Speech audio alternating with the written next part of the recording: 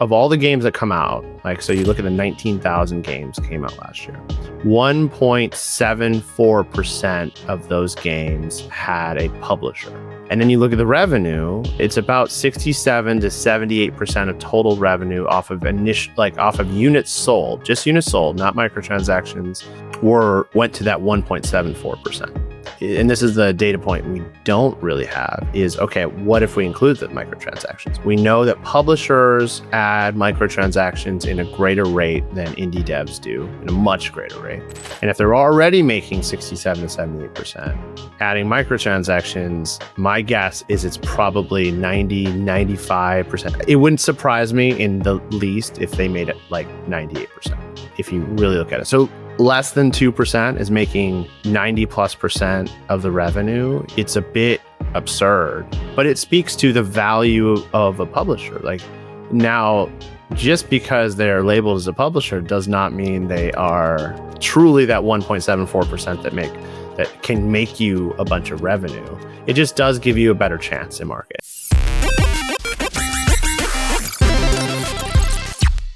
Ben Kvalo, I'm so excited to have you on the podcast, my friend.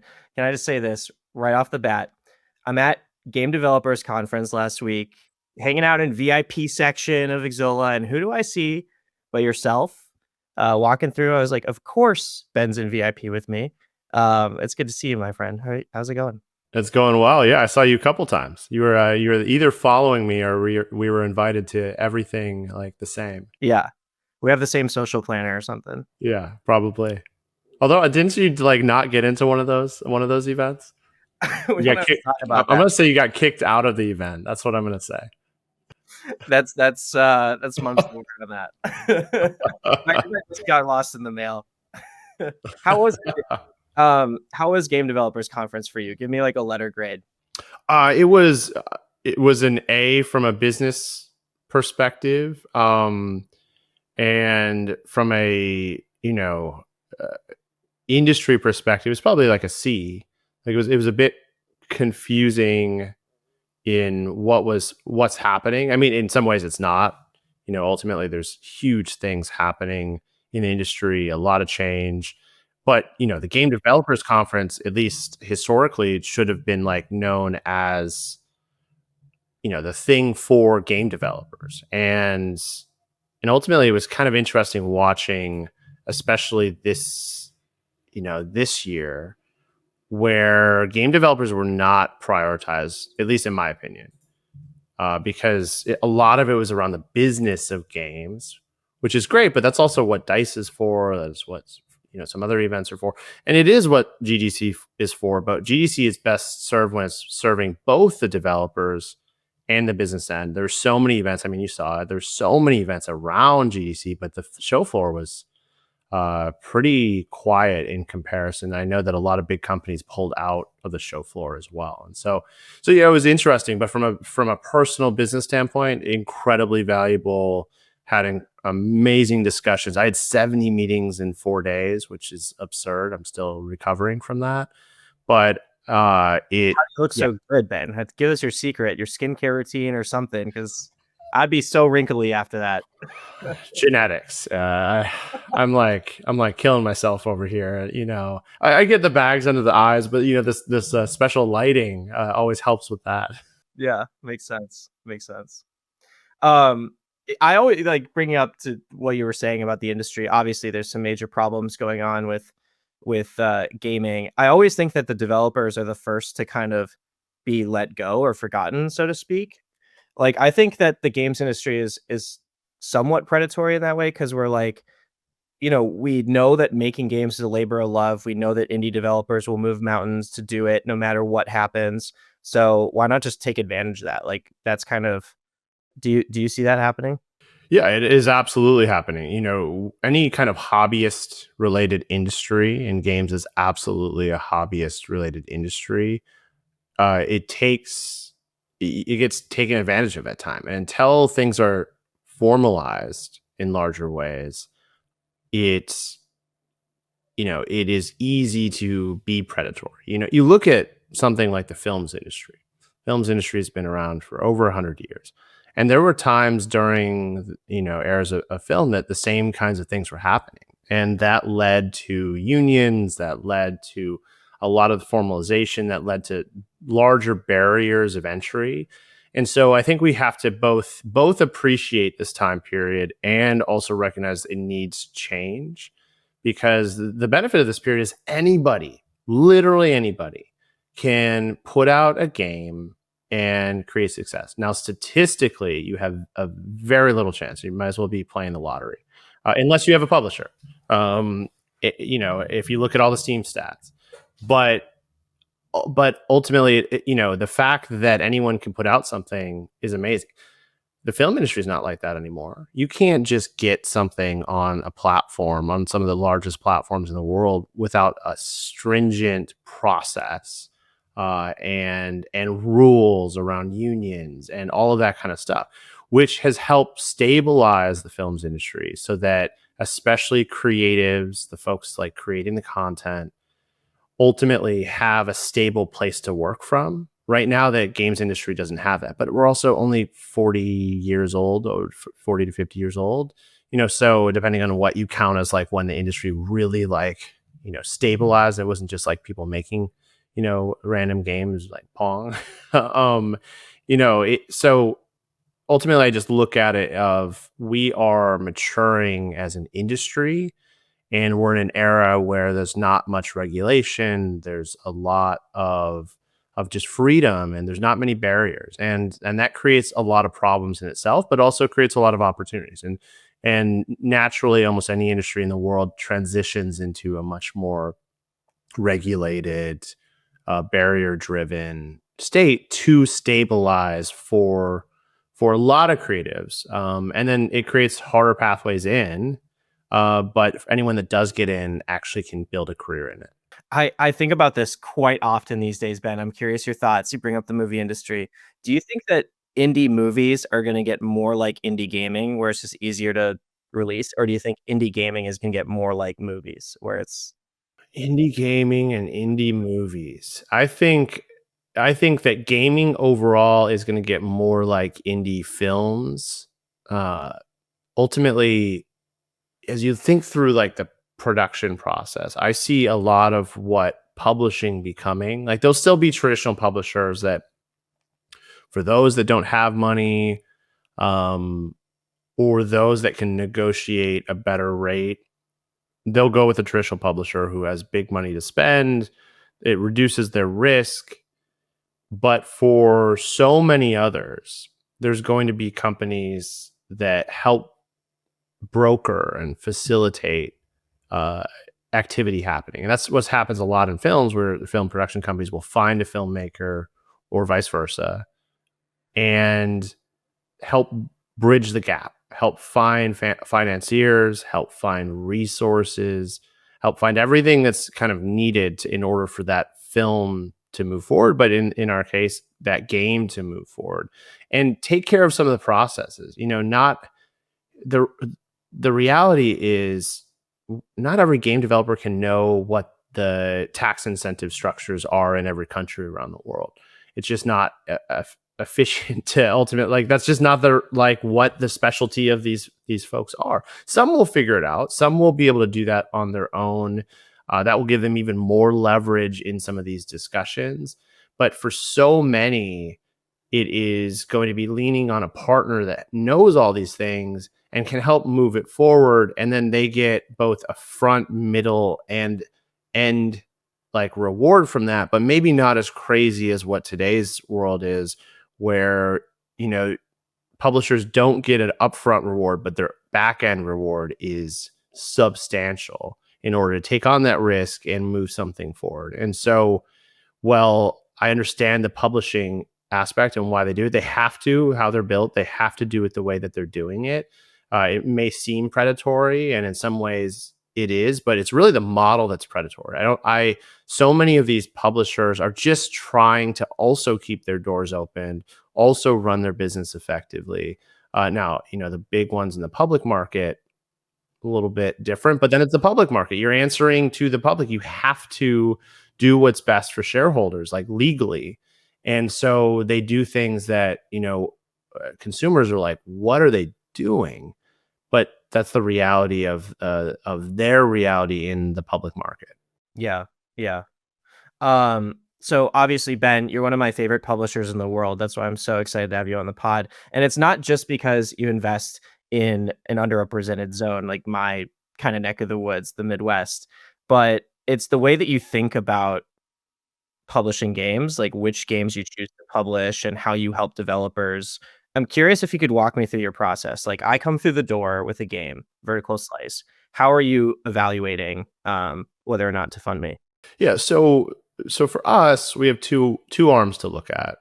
We have our traditional publishing arm, and then we have our shadow publishing arm, which shadow publishing is essentially for hire, full service publishing. So everything that we offer on the traditional end, it's just the model for payment is different. Instead of us taking the large risk up front to invest, it is developers that have money, and then they get to keep their rev share and IP rights, and we just do the work for hire.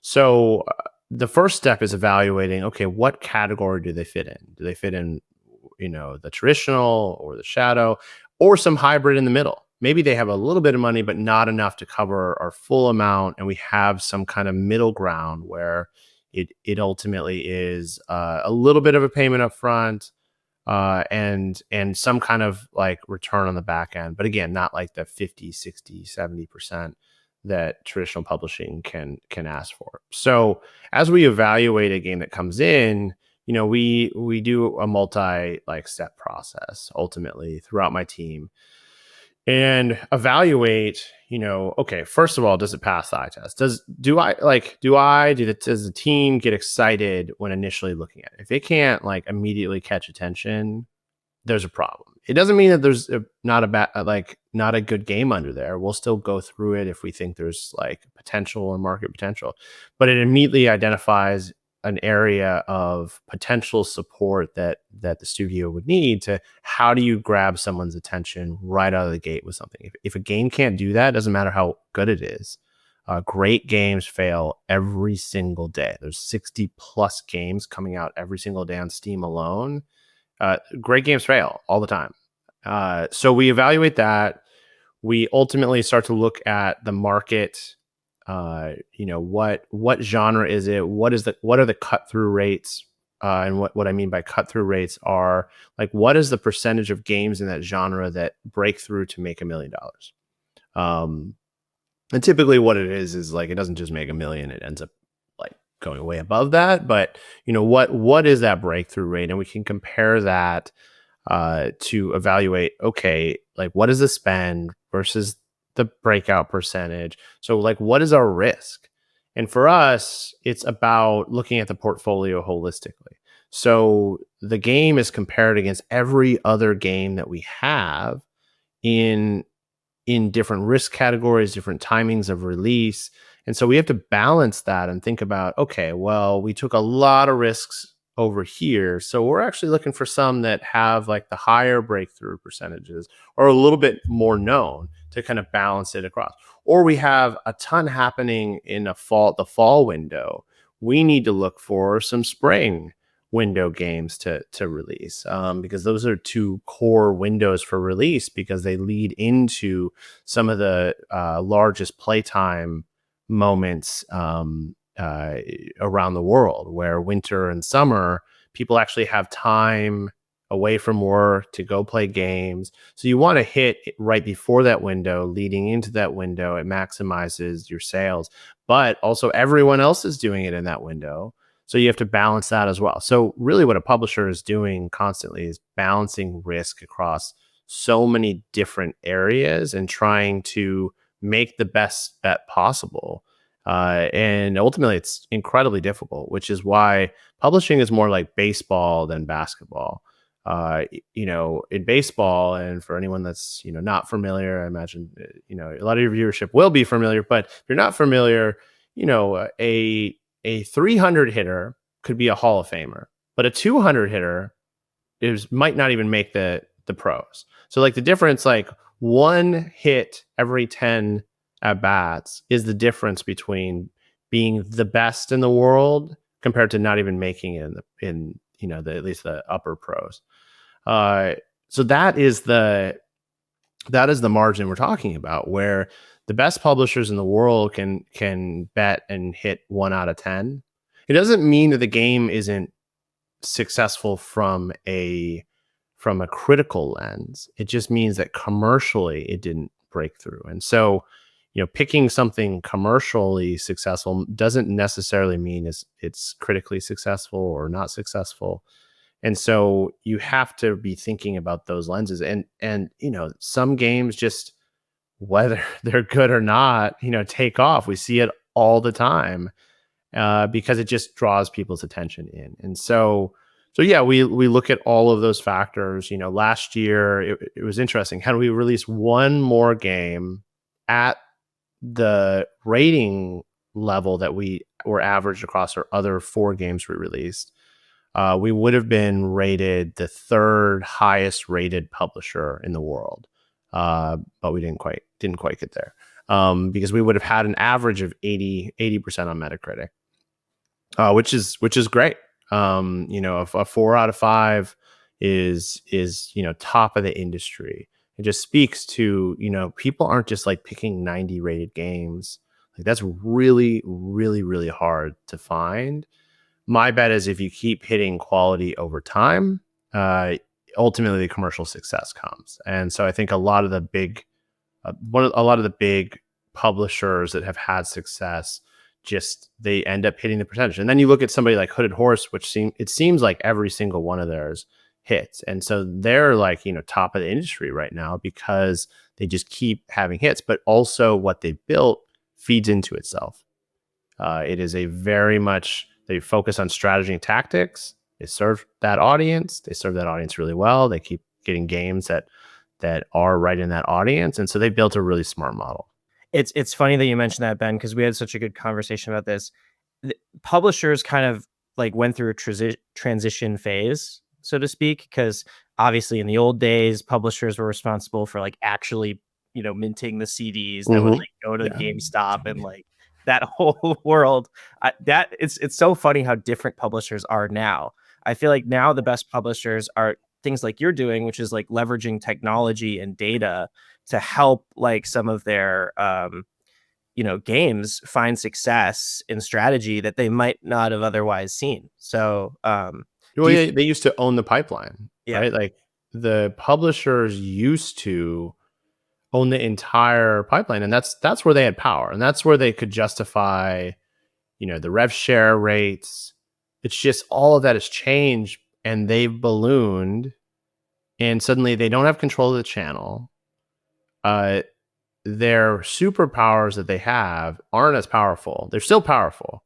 A data point for folks to think about is, we pulled some data. Now this gets a little bit gray. Like, I'm going to call that out up front, because categorization in Steam of what an indie publisher is ridiculously confusing, because you can be a self-published single person and be considered an indie publisher, when we know that that's not an actual publisher. So, but of actual verified full-scale publishers, only, like, of all the games that come out, like, so you look at the 19,000 games came out last year, 1.74% of those games had a publisher.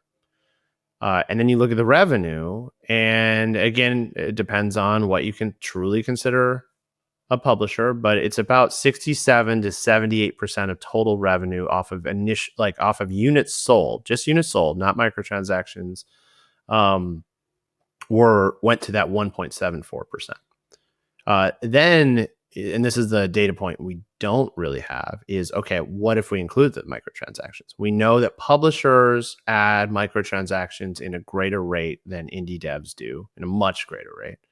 And if they're already making 67 to 78%, adding microtransactions, my guess is it's probably 90, 95%. It wouldn't surprise me in the least if they made it like 98%.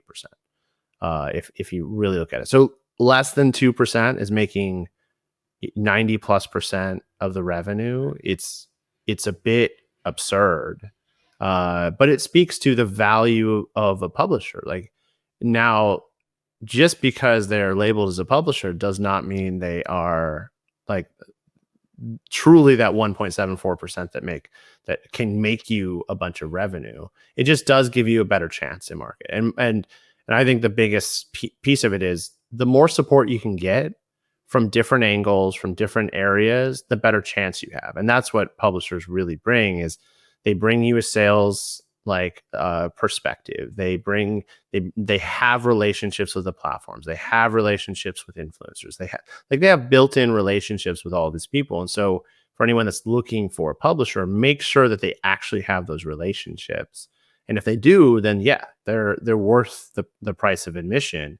100% of zero is still zero. And ultimately, a lot of devs are hesitant to give up it. They don't acknowledge the kind of risk and just time value proposition that a publisher is giving up. Because if they're focused on one game, they're not working on something else. And that has a value, and it's a very expensive value when it comes to publishing. Doesn't surprise me in the least. I also just think that there's a certain level of quality that you have to hit in order to convince a publisher to come on and join your project. And that in itself is self-selecting. Yeah. So Ben, who's the most famous person in your phone? Like, how can you help distribute my game? Is Ben Affleck, Who's the most famous Ryan person in Reynolds? my phone? That's a great question. I would have to actually go through my phone to there's probably some from my Netflix days. Because I worked on 55 films in 3 years at Netflix. Stuff like Bird Box with Sandra Bullock, Extraction with Chris Hemsworth, and stuff like that. And so there's a couple in there. I don't want anyone stealing my phone right now. I don't know if you recall, but the very first time we did have a chat, like you were telling me you were running late for another call with a famous actor. So, Oh, well, I won't reveal the actor, but very funny. Um, can I say this, Ben? So well, let's talk about Netflix actually, because that's very interesting to me. Huge catalog of games. They're obviously like kind of doubling down, tripling down on their games catalog. Can you illuminate me the strategy there? Like, is it a retention play? Like, let's help these Netflix subscribers stay on the platform? Is it a let's get more signups play? yeah. So, up front, I can't reveal all, but and I've been gone for 2 years. So the reality of the information I have is it's changed. And they have a whole new leadership group. So what their current strategy is TB. They brought in somebody from Epic. What will that do? I don't know. And that is what is interesting now. Now the opportunity is they have an insanely large audience that they can serve, and the reality of games is games are a retention tool, and the biggest challenge for any streamer is churn. Now Netflix is the best at it in the world, but it's still a huge factor when you're talking about like 1% change. When you're talking about what Netflix is over 250 million subscribers, and each subscriber is a couple people as well. Like you're getting near like that billion mark if you're really calculating everything up between both like users, churn users, like the entire funnel of people that they could be having. And so everybody has a different focus area of what they care about, what they want to play. Some people you like look at Netflix and like it's awesome because I can download a film when I'm on a plane. Now you can play Civ 6 while you're on a plane, and that's that's highly valuable. Like Civ 6 will take up your entire plane ride and then some. You probably won't put it down even after the plane ride. It doesn't matter how long the plane ride is at that point. Depends where you're going. Yeah. Yeah, right. Heck, like I wish I had that, in some of like my Singapore flights or like going to Seoul. Like that would be awesome.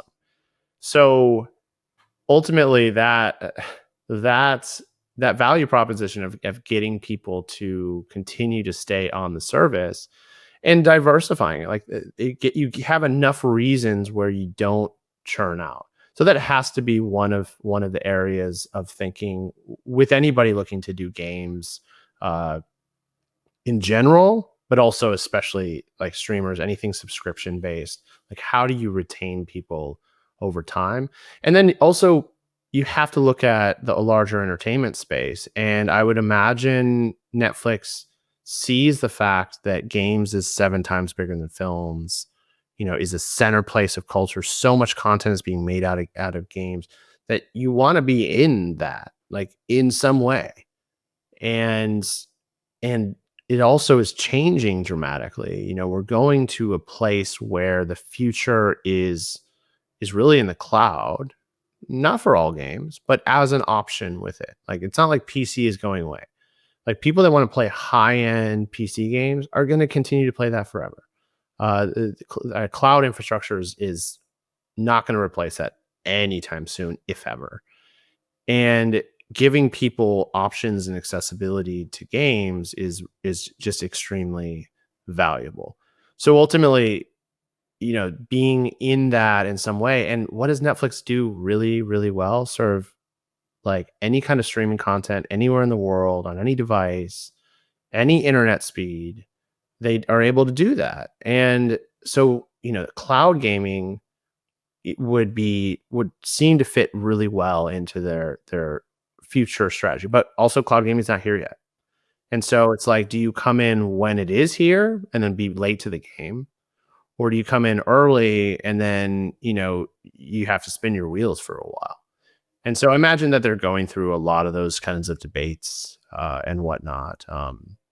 But again, I haven't been there in 2 years. So there could be a lot of other things they're thinking about. The thing that I learned about Netflix is it's a data company. They look at the data, they learn, they grow. They look at the data, they learn, they grow. Like, and they just keep doing that. And ultimately it's to serve the consumer. It is truly a platform that is focused on giving the consumer everything that they're looking for individually. So everyone's Netflix looks very different from one another. And I think that is just a very powerful curation tool that games has nothing like that. Not even remotely like that. The Steam, Xbox, PlayStation, all of these platforms are not curation platforms. They serve you what they think is going to make them the most amount of money ultimately, because each of the platforms makes 30%, depending on a couple of factors. And they're going to be serving whatever they think consumers are going to buy. They're not letting the platform decide what to serve the consumer to get them to just play the most. Because guess what? Some of that will be content that the platform won't make money off of. And that's the problem with our current set of platforms. Yep, makes sense. Ben, I was always perplexed by this. Tell me, like, why I'm wrong about my theory here. If I I'm in charge of Netflix games, just pretend. I know that's like a crazy image, but like, let's say I was in the early days, especially. They seemed hell bent on, we're going to be a publisher and we're going to create our own content. And yeah, we're going to be savvy about leveraging our IP, like Emily in Paris and Tomb Raider and all these things. Um, but your own publisher is like super risky. And a lot of the content that they created was like not super stupendous in the early days. I'm curious why they didn't take a more like Apple Arcade route where they're like, we're just going to acquire Among Us and Civilization and some of these other games that are kind of like tried and true. Uh, I think they did take an Apple Arcade route. Okay, gotcha. Yeah, So yeah. they did. Even from the beginning. So I mean, yeah. So from the beginning, like, it was a lot of it was licensing. It wasn't creating own content. Mm, A lot of it was even like second party, which second party is pretty rare. Usually you have first party or third party games, but second party is, either you're taking your own IP and somebody else outside that organization is developing it, or you're developing somebody else's IP. And they did some of that, but a lot of it was licensed. If you look at some of the early titles, Civ is licensed, GTA is licensed. So most of that is the kind of Apple Arcade model of things. Didn't all that stuff come later? Like, I feel like the earliest days of Netflix games, it was like all content that they were creating them. No. So it depends on what you're thinking about. Mm. So Netflix has gone through a couple different eras of interactive content. So there's things like Bandersnatch, that was not technically part of the games initiative. That was a whole interactive initiative that the company did many years ago, and ultimately that content doesn't seem to be around anymore, and it's all into this games division. But the early days of the games division was all licensing. I remember the day they were like, "We're looking for content," and so I suggested, "Hey, why don't we do Into the Breach?" Because one of my favorite games on PC. I'm like, I think it would work really well on mobile. And so then we ended up licensing that out and getting the rights and putting it on Netflix. But yeah, from a games perspective, almost all of it, except for I think there was a couple like Stranger Things games, but those had been previous games that had been developed in the licensing unit. Mm. And so Why not uh just bring that yeah. in? Yeah. Yeah, so it's just different because Netflix also does licensing of games. They have VR games, they have a lot of other things that are kind of outside of the different divisions. Shows you how much I know. That was very No, insightful. I mean it's a confusing thing unless you like, and even for me, like I don't have all the information either. Some of what I get is a lot of it's public, but I know how to put it through the Netflix lens, having been in the system of things, whereas most don't. I even had somebody on LinkedIn this morning be like, why am I paying for Netflix games when I don't play the games? I don't want my subscription price going up because of games. And I'm like, A, that's not why your subscription price is going up. B, are you watching every rom-com? Are you watching every piece of content on Netflix? It's like Netflix is a scale vehicle for essentially, they are able to put the cost of so many things across hundreds of millions of subscribers, and that allows actually the cost to be cheap. Now, yeah, in comparison to the days when you could pay $14 for Netflix and now you're paying $24, sure. But it's still $24 and you have access to, TV, film, games.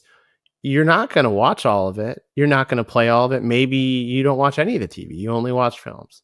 That doesn't mean that you like Netflix is going to be like, oh, because this consumer doesn't watch it, we're gonna like it.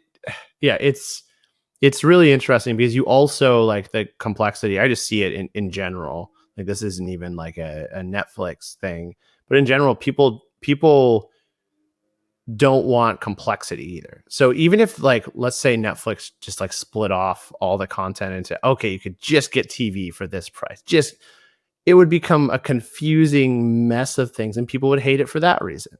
So I think people just like to hate on stuff and people don't understand the systems and that's fine. Like it's part of it is they don't shouldn't need to. But to your comment, it is confusing. Like what is a strategy?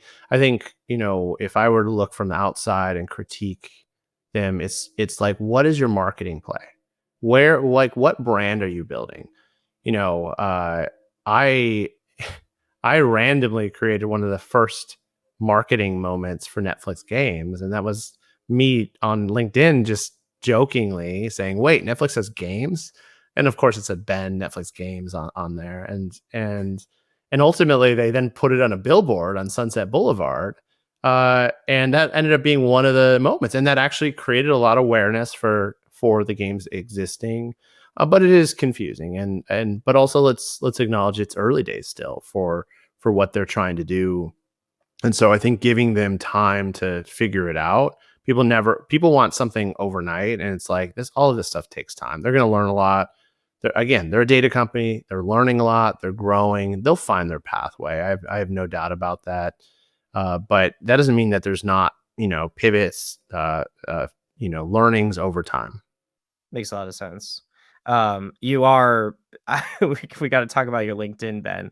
You're probably the one of the most famous voices in all of gaming because you are so good at LinkedIn. What's your secret? I mean, how do you craft this post? I'm imagining you're in a lab and there's a lot of like No, red. I think you looking at where I'm at. I'm just like sitting here, and then something pops into my head, and or I like see something or whatever, and I just type it up. I think like my LinkedIn is what it is authentic, whether that's good or bad. Sometimes people are probably annoyed like with me, like, oh, another Ben post, like, and I get it, like, but at the same point, it serves a purpose.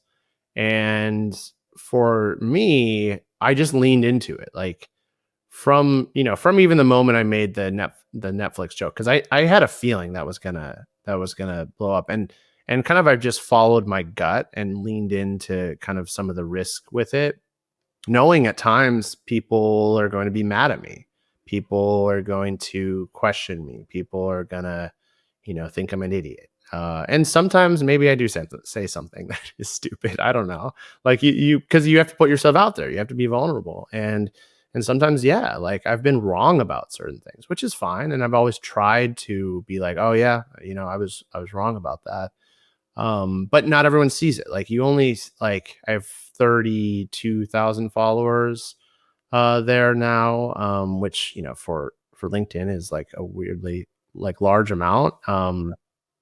Uh and only a fraction of them see every post because the algorithms have all changed.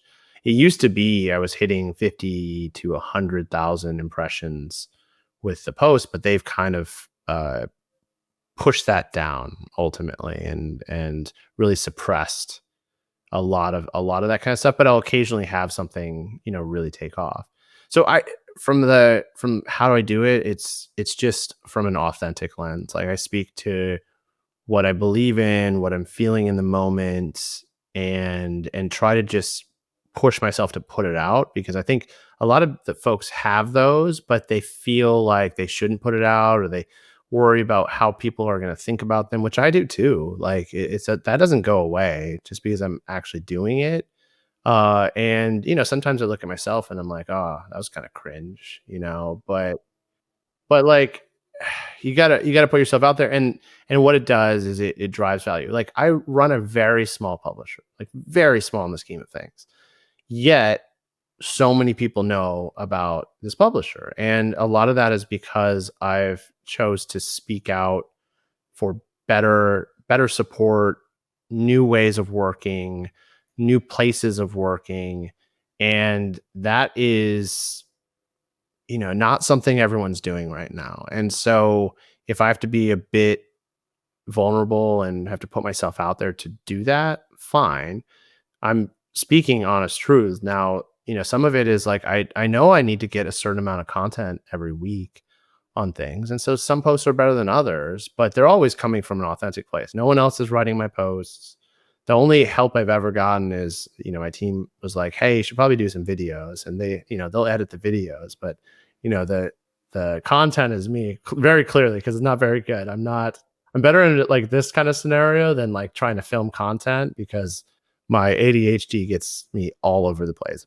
You probably see that even with like I trail off into different thoughts that pop into my head. But so that's really hard when you're like filming content, because I'm like constantly distracted by something. Makes sense. It makes so much sense. You wouldn't believe, Ben, like how many people that I know that have been like, "Oh my god, Ben commented on my post on LinkedIn and then it went viral."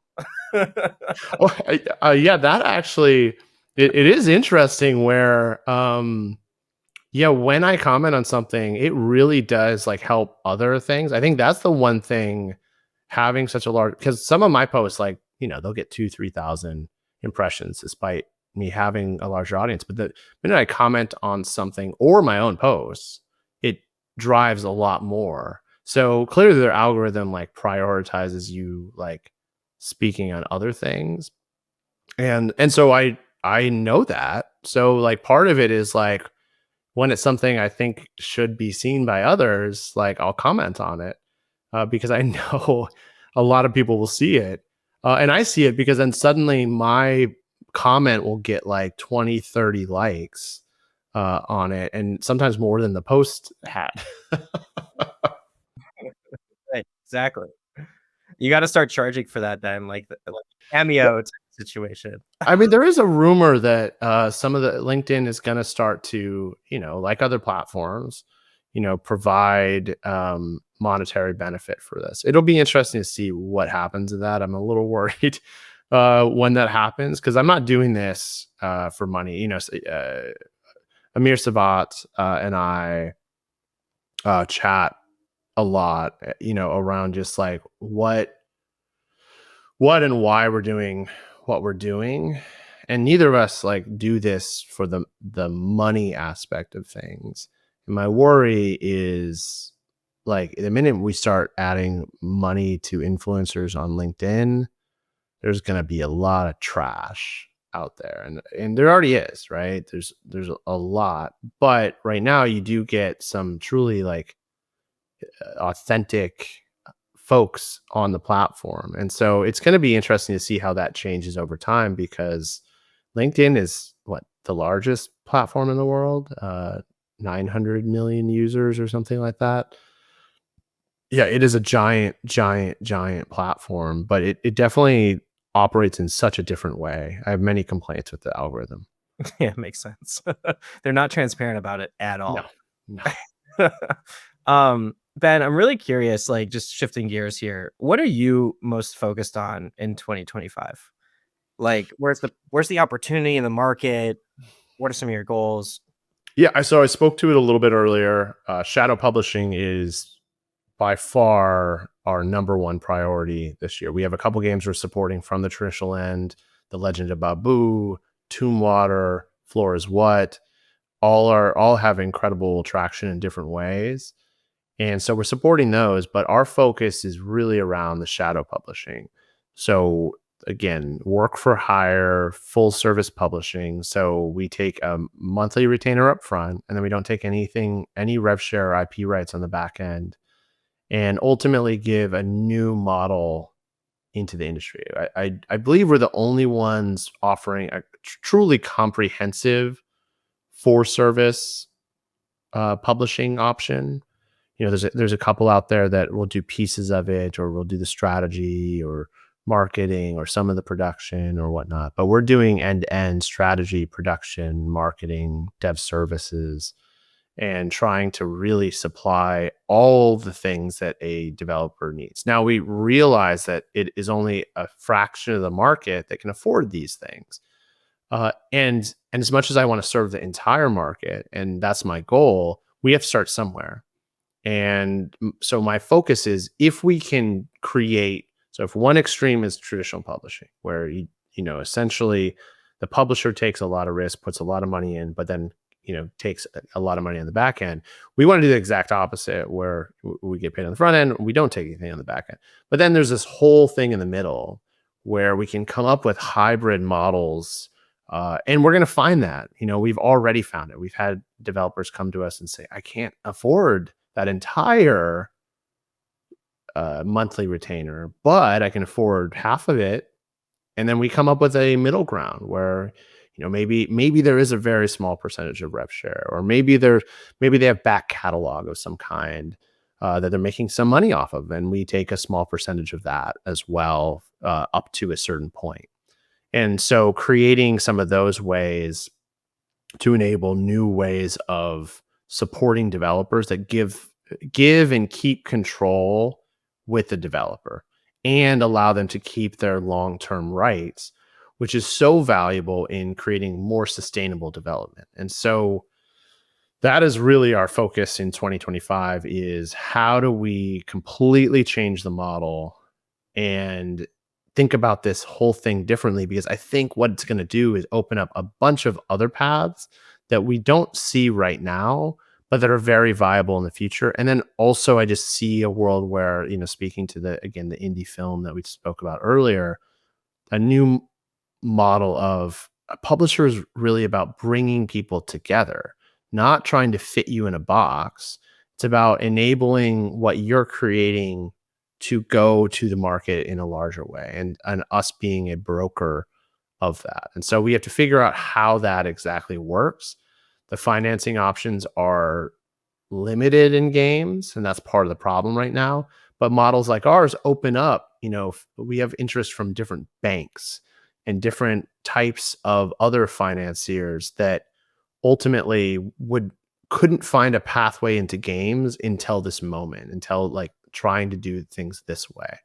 And so it is opening up the possibilities for more folks to get funded in different ways. Which is awesome. Ben, I love that you're making it happen and being creative in this time where we really need some creative solutions. Like, um, it's super interesting what you're doing here with the shadow publishing. Um, okay, awesome. Wrapping up here, last segment. We're both gamers, you and I, and so I want to play a little game with you. Is that okay? I want to play overrated, underrated. So I'm going to give you a topic, and you tell me if this is an overrated thing or an underrated thing. Okay? Your Okay, opinion. it's like that I have an opinion on about anything. Ben, you have opinions on things? What? No, that's crazy. Okay, you ready? I'm ready. All right, the first topic is AI generated art assets in video games. Overrated In games or okay, so in games. literally in games. Yeah. Overrated. Not gonna too many issues with it, and it doesn't add value to the consumer. Like, are we giving consumers the best experience? Like, folks are spending years handcrafting things, and consumers don't play it. Why would like that's it's not solving the issue now. uh Concepting, awesome. It is very valuable because it allows you to move fast in the early stages when you need to be the most efficient with everything, and you're not yet trying to bring something to market. But yeah, in game, overrated. Okay. Okay, I like it. What about a package of games as a subscriptions? So think about Apple Arcade and Netflix games. Underrated. I think it is the next one of the next waves. I think there's going to be another content model that will pop up in a different way, but subscription is absolutely going to be a thing. It ultimately helps to bring dollars in for any content that goes into it, which is incredibly valuable right now. Now, does it devalue some of the content? Yes, but I think it's some of the content's already been devalued. We already have so much content that like your content doesn't have much value until it has a tremendous amount of value. And subscription models allow for accessibility of content in better ways and create better, again, like curation platforms. And I think the future of games is curation platforms, and I think that is enabled via subscription, because when it's a subscription, it doesn't matter that I spent 20 million on something versus 200,000 on something as like a subscription service. Whatever serves the consumer the best and that they want to play, you should serve that content. And so I think it's better for the consumer and will ultimately be a better system. And that's why, like, and having seen it firsthand at Netflix, when you put the consumers first and you put whatever they want to play first, like, it creates better ultimate results, which none of the platforms currently do. Makes sense. Okay, overrated, underrated. Every game, not every game, but a lot of games realizing that they want to be live service and just like releasing like a UGC thing. Yeah, that's way overrated. They listen. There's always going to be some live service games that do incredibly well. Everyone's going to want to build that thing, and very few are going to succeed in it. Ultimately, especially over the long term, folks like GTA, yeah, they should be. They should be doing that stuff. They already have proven out, from GTA 4 or sorry, GTA 3 to GTA 4 to GTA 5. Like, they've already proven that they can add on layers that take it from what was originally a single player experience to becoming GTA Online, and adding UGC only makes sense for somebody like that. And they have such an insane audience. I mean, it's literally the biggest property in the world. But, just taking something and trying to make it, a live service game, it's not efficient. It is, in fact, the exact opposite of efficient. And until like you can spend a ton of money, do something like that, but guess what? If the consumers don't like it, it's dead on arrival. It's kind of like building new IP in the current era of things. Like if you spend $100 million, $50 million to build new IP, if it doesn't succeed right away, it is dead forever. It will never see the light of day ever again. And that's really risky. Whereas you can build from smaller spaces, and guess what? Live service games can come from small places. I mean, Helldivers 1 was not some big live service game. And look what Helldivers 2 now is. And so I think people just have to think about it in different ways. There's always going to be the big bets from big companies that want to force something, but they're not thinking about the consumer. And I go back to like, what does a consumer want to play? And I think it's a better bet to build something from a small space, build a community over time, over multiple games, and then that will help you grow into something bigger. Building community, Ben, Oh, overrated. Come on, right. it's so Well, overrated. they all suck at it. That's why they don't want to do it. That's the truth. All right, last one. Overrated or underrated? Publishing games in underrepresented zones like the Midwest. Well, I mean, you know what I'm going to say with this. It's vastly underrated. Talent is everywhere. Anyone can make a game now. It's something I even talk with colleges about, where I'm like, cool, you can make a big game development program, but guess what? They're going to learn it outside of the program anyways. They're learning it, as kids now. They're learning it into their teens. There's either self-teaching or YouTube videos, or they can find ways to learn this stuff. And ultimately, the game developers are everywhere and anywhere. And that's made it difficult. And you don't know which ones really have the talent. But the reality is, it used to be that you had to have a certain kind of knowledge, and that certain kind of knowledge was locked behind barriers that you had to be in California to ultimately get access to, or get the tooling to be able to iterate and practice on it. And now anyone has access to that. And with that, it means that some of the best talent are in underserved places, and they're being largely ignored because funding patterns basically don't exist in those places. People don't know how to invest. You look at the Midwest, investors in the Midwest invest in agriculture, manufacturing, healthcare, nothing game related. If there's very little. We're a Midwest venture-backed company. Yeah, no, there's very few though, right? And you also have a very tech angle, Sure. to it, where you're almost bridging the gap. Whereas like just a game studio getting venture back, I don't know. I think I know of one that has that, and I don't know any others. yeah, I think I forget if Purblue took venture. I think they did early on. They did Disney Heroes on mobile, and they're in Madison. But besides that, I don't know many. So it's just not a common thing yet, but we need to get it to be, because the talent is going to come from those places. Look at Animal Well, small indie game from a studio in Illinois. And I think they made probably estimated $6 million in the first weekend or something like that. And so there's talent that can come from any of these types of places. And with UGC, it's even easier. And so you just never know where it's going to come from. So we have to be better about serving these folks in other places. I love it, Ben. Thanks so much for all that you do to support that ecosystem. Just remember to invite me on the Midwest Games private jet next time you go to London. I think we're far off from that. Plus, it's more likely to be a tractor with where we are. So yeah, you can come on my private tractor anytime. I love that. We got to get that going.